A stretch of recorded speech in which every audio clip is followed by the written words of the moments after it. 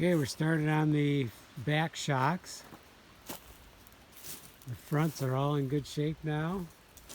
Tires on, Z-zipped them to make sure we have a good seal.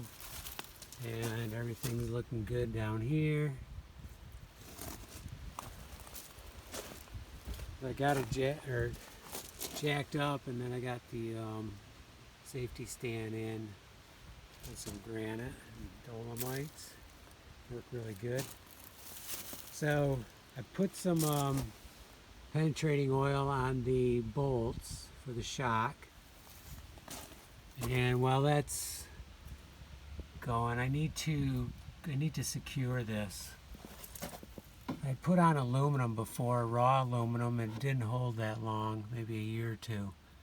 So this time, just for kicks, I'm going to try painted aluminum and see how that holds up. I don't run it in the winter, so it's not as harsh on it. It's going to be really exciting to see how the back shocks do changing the truck ride. I know the front definitely is different. It doesn't bounce like it did. Okay, let's screw that thing in and then try to get that off.